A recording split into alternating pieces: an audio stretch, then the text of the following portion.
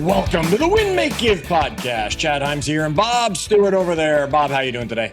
I'm in the same place I've been for like the entirety we've been doing this podcast, and you are not. Like sometimes you're in the Northwest, sometimes you're in Atlanta, now you're in Florida. You have moved 100% all the way across the country during the 3 or 4 years that we've been doing this thing. Yes. We started in Bellingham. I was there in Bellingham, and yes, I moved to Atlanta.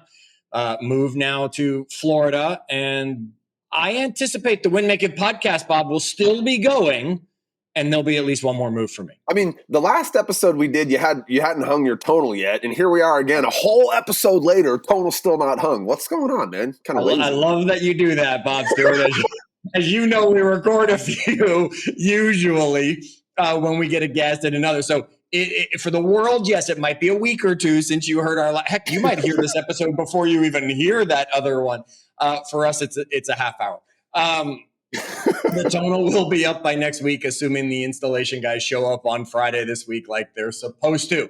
And I will finally get this place done. And then before you know it, Bob, I'll be announcing some other move to somewhere, and Nita and I will be off, and we'll still podcast from wherever that is. Yet, folks, it doesn't matter where Bob is. It doesn't matter where I am. I mean, Bob, you might say you've been in Washington the whole time, yet I've gotten plenty of recordings out of you in hotel rooms. I've gotten plenty of recordings from you on the road, right? We go where there's opportunity or where we're needed. Bob and I love to bring value. Folks, if you need a speaker in your area on any of the topics we talk about on Win, Make, Give, don't hesitate to reach out to Bob or I. We'll be happy to work something out, maybe get on a plane, come into wherever you are, especially if you're in one of those really nice places like, Switzerland, Italy, France, and you want to do an international thing. Bob and I will be happy to pack the wives up and bring them on a trip with us and speak internationally for you. Yet, Bob, none of that really matters. Because it's wherever they are that really matters, because they can get their podcast anywhere. And I want to thank everybody for being loyal listeners. I don't have a count where we are right now. I'd have to go back and do it. We're 400 plus episodes into Win, Make, Give. What started as Ben said to me when I moved back to Bellingham, what do you want to do while you're here? I said, Ben, you need a podcast. And we built it, and look where we are now. And who knows where we'll be next. We recently interviewed somebody, again, I don't know if it's dropped or not. Dave has control of that, who congratulated us on being top 5%, I think it was, of all podcasts. And your answer was longevity, right? It's just that we're still doing it. Well, by the way, when she said that, I didn't really know what she was talking about. I don't know where she saw that. I don't know. And so I just hoped that she was talking about the podcast. Not like how good looking we are, Chad, or how smart we are. Top 5% of good looking men in the country. Yeah, it's possible. We could be. Who knows? Bob, let's talk about the top 5% of all of our favorite episodes. And I know what still to this day stands as one of my favorite episodes of all time, because it was somebody I follow and I admire, and I wanted to get him on the podcast. He doesn't do things like that very often. I was able to be persistent enough to get him to show up, and it was Joe DeSena, the founder of Spartan, and he brought a great conversation. It's way back in like episode 12. I mean, it's that early in this, I asked him to do the 7 pillars of Spartan, and he was like, oh my God, I haven't had anybody ask me about that in years, because as I was a Spartan coach, I learned all the stuff that he had. And it was a great one. And the thing that we still laugh at today is he wanted his kids to learn martial arts. So he had a Kung Fu master literally living in his basement to teach the kids, right? And then while we were there, so this was 4 years ago. And the only way I know it was 4 years ago, he had an Olympic wrestler with him who was getting ready to go or just came from the Olympics or something, because he wanted the kids to learn wrestling.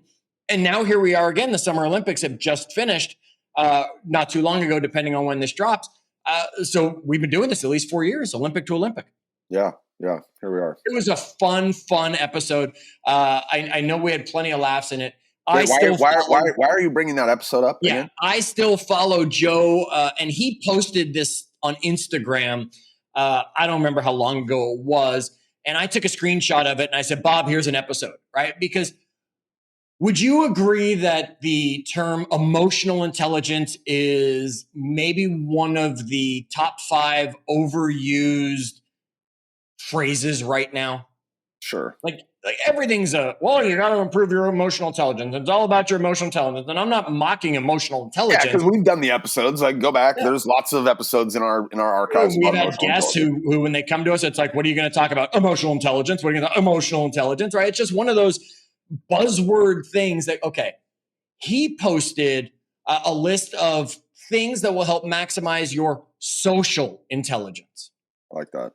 Not your emotional intelligence, your social intelligence. And I sent you this list, and I think we should just have some fun going through this list, look at some of these things, read out a few of them, give our thoughts and our feelings on them.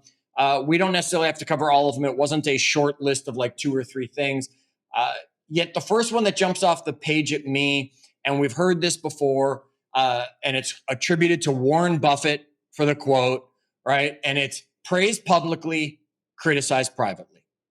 So if you want to be more socially intelligent, praise publicly, criticize privately. Bob, what's your take on that? What's your thought? I mean, it's an obvious, yep, that's a smart one. Let's move on. No, tell me a little bit more about that one. So we actually have like, this is like a family rule, right? Like we try to, and look, I've stumbled over my face on this before, like out in public with my wife. Not that I'm criticizing, but like just even saying something that's not, uplifting to her.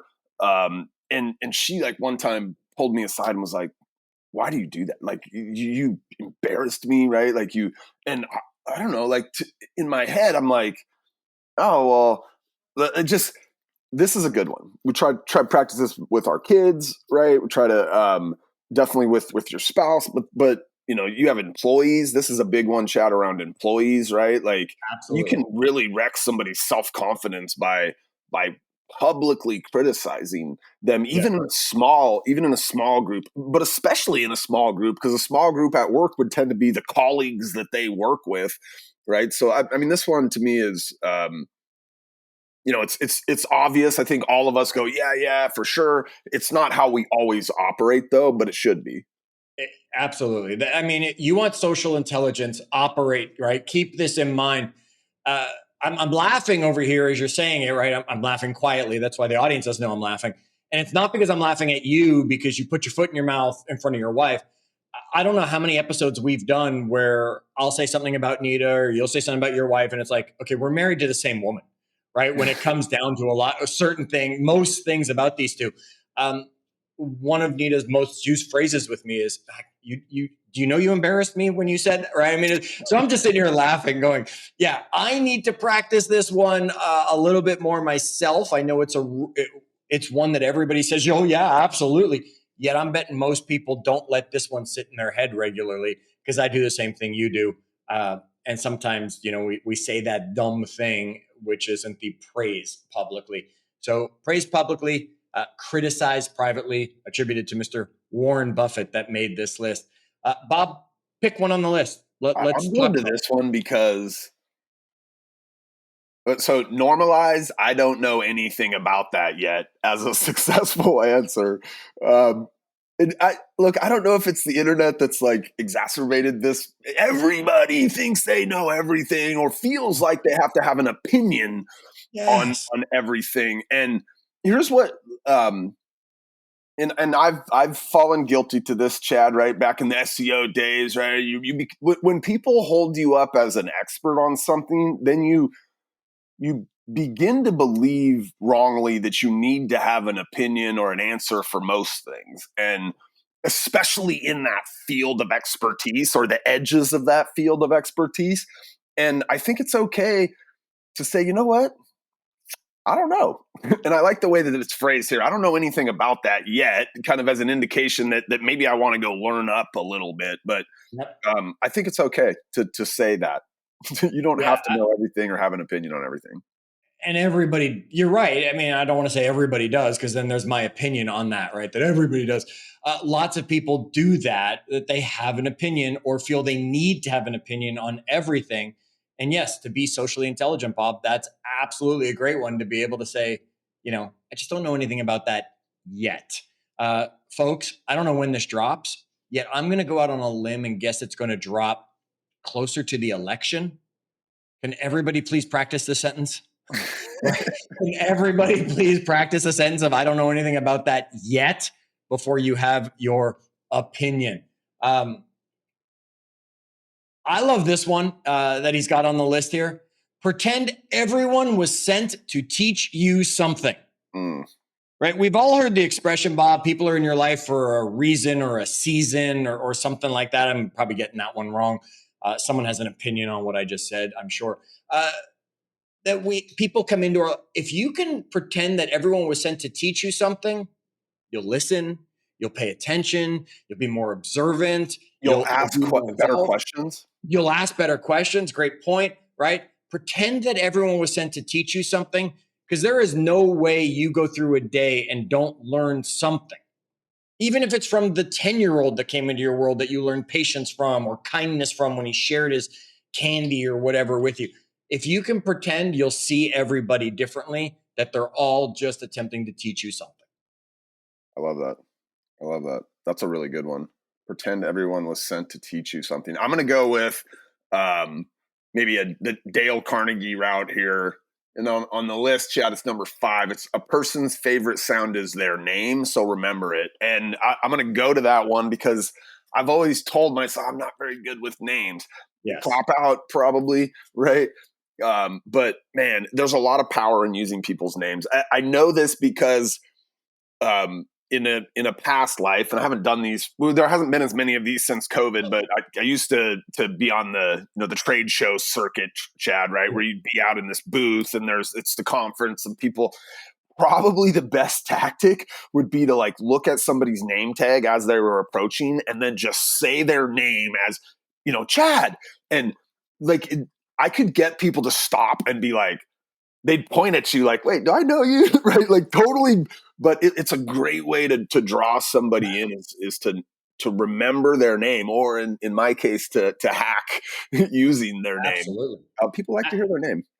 They do. It's the most pleasant. And I tell this to people. This one I've always known well, right? The most pleasant word to anybody's ears is their own name. So even if you don't remember their name, get their name out of them again as soon as possible in that conversation and use it, Bob, right? Work their name in so that you're giving them that look. And folks, I'm going to tell you what just happened. I was saying what I was saying and Bob was taking a note. Bob was looking away. As soon as I said his name, eye contact came right back to the screen. He was like, what? Right? Oh, right. My name. I heard it. You're talking to me. It makes me feel good. And just to tag onto that one, Bob, their favorite sound is the sound of their own voice. So let people talk. It's the sound of your own voice as you hear it, as you're saying it, or not yes. On a recording as you're listening. No. We all think we sound ridiculous that way. That's how you sound all the time. Stop listening to those recordings of yourself. All right. I like this one that he has on the list of ways to maximize your social intelligence, folks. And it's practice going first. Right? And saying, hi, I'm Chad. Right? Or going first and making the other people feel a little more relaxed will help your social intelligence, instead of making people go, do I know this person? Or what's this person's name? Or they're sitting there racking their brain. Just help them. Go first. Right? Hi, I'm Chad. I learned this one, Chad, because there was a time I would be timid. We would go to these big events, right? These different things, and I would be really timid. And then I remember the very first time we ever hosted one. And for whatever reason in my head, I just made it was our party, right? And so I felt like I needed to, well, there was 2 things. One, I felt like I needed to make people comfortable there, but also I felt like they should or they could know who I am. And because I had this I had this mindset that okay, then I would go up, hey, how you doing? I'm Bob. Thanks for coming.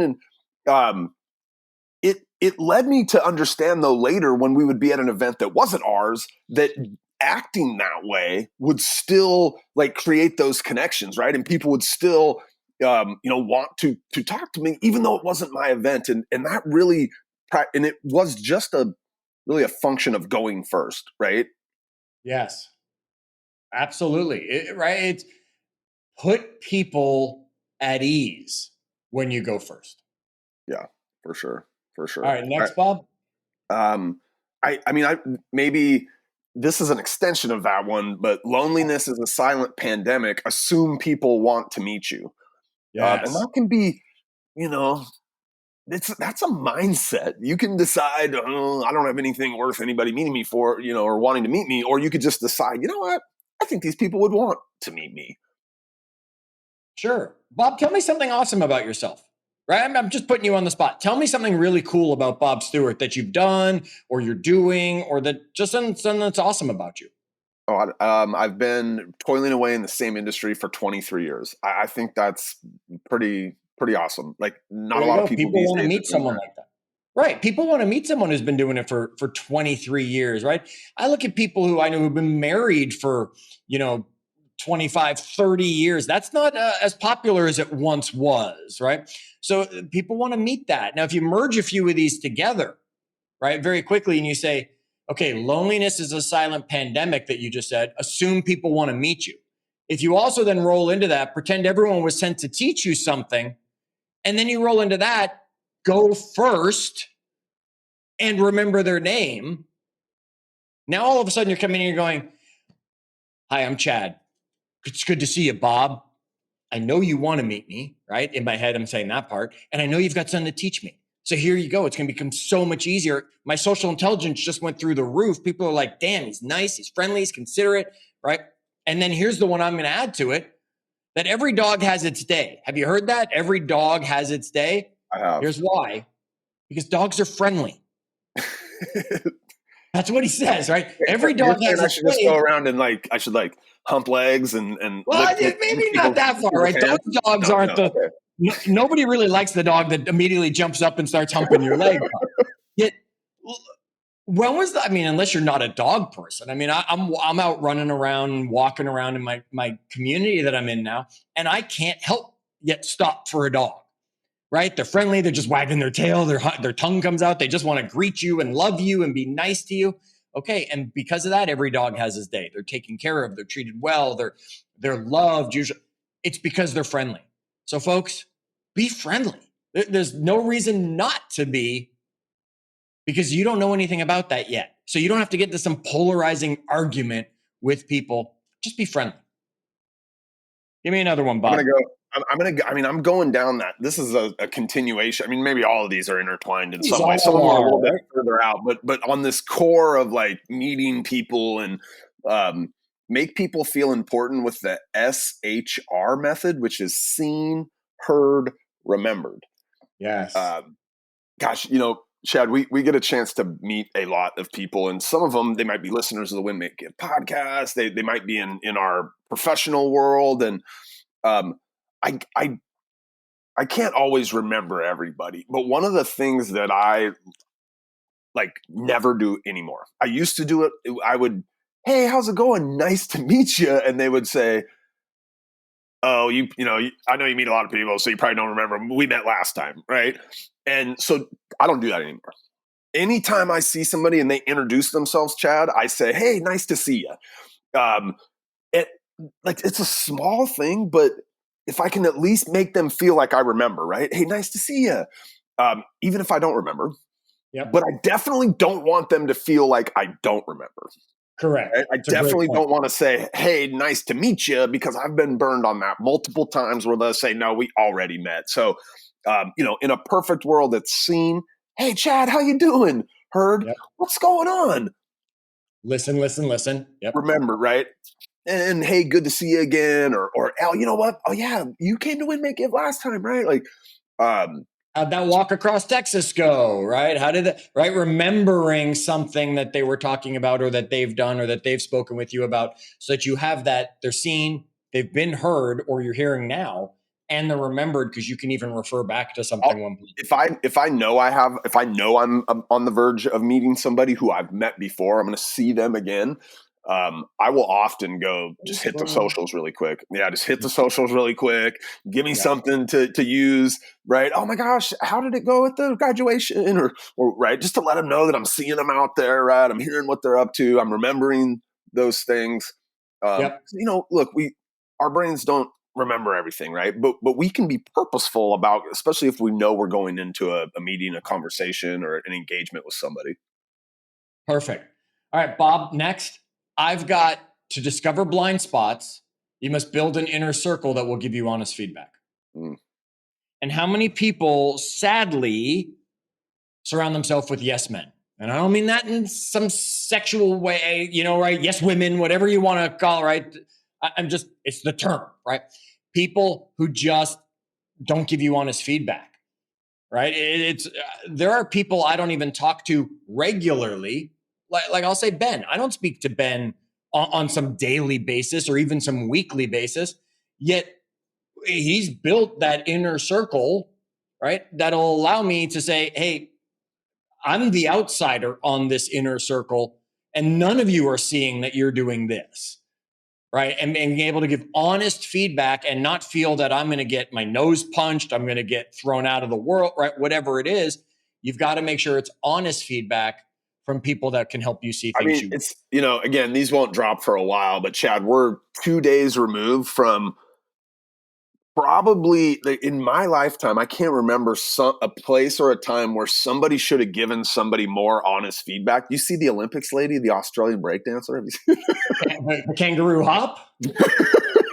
Awesome. It's the only dance move I can do now is the kangaroo hop. Somebody should have given that lady some honest feedback. It's you ever see they make a whole episode every year out of the rejects from America's Got Talent, or from American Idol. The American Idol rejects. Yeah, I know it. I haven't watched it since season 2.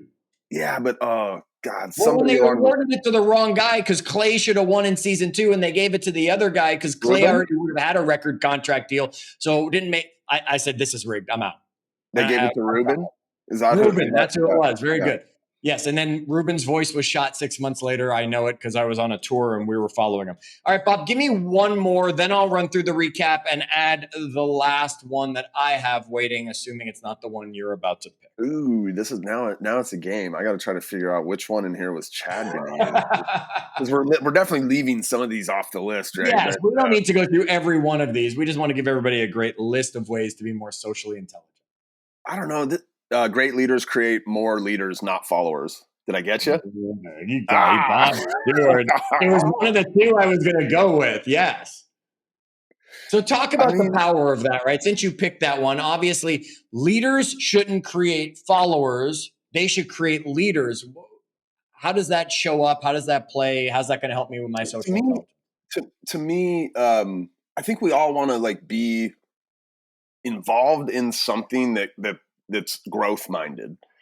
And if you want real growth, Chad, you have to have a multitude of leaders leading that real growth. I don't think you can, I don't know, maybe unless you're like a cult leader, you'd be the one guy and get as many followers as you can, right? But in organizationally, and maybe even socially, right? Like we have to have a multitude of leaders throughout our organization. So I don't know, great leaders create more leaders. If all you do is create followers, the growth will be stagnant, and most of those followers will eventually get tired of whatever's going on there, and some of them want to be leaders.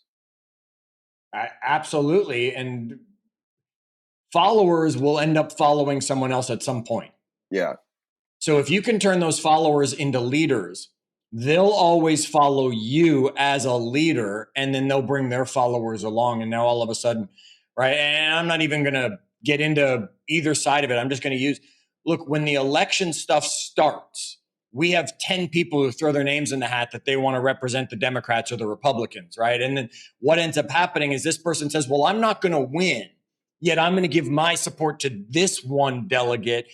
And then what ends up happening is you get to 2 or 3, and then this one gives and then it becomes clear who the person is that's going to represent the party. Usually this year's election is a little different, yet usually, and that's creating leaders in those people. And what do? They say, look, I'll put you on the cabinet. I'll put you on I'm going to make a leader out of you. So they'll become a follower as well and always. So that one absolutely helps bring. All right. So now you got to go somewhere else. Are you going to go somewhere else for your last one, or are you just? I'm going to go somewhere else for my last one. And the audience knows I'm going to go somewhere else. I can't leave it there, Bob, because that was 10. So I can't leave the list at 10. let me recap first, and then I'll wrap it up. All right. Sentences that are going to maximize your social intelligence. Here we go. I'm with the cue card. I feel like I'm David Letterman right now. I'm going to flip it at you at the end, right? Praise publicly, criticize privately, quote Warren Buffett. Okay. Then we said normalize. I don't know anything about that yet as a successful answer because it's a great one. Pretend everyone was sent to teach you something. Pretend everyone was sent to teach you something. He said Letterman would always repeat one of them, and it would be funnier for some reason the second time. A person's favorite sound is their name, so remember it. That's a Carnegie. By the way, I was keeping the list, and this is where it broke down for me. I stopped writing. This is where you got completely lost and all that. All right. Carnegie, and if you haven't read his book, go read his book. It's one of the greatest reads ever. Practice going first.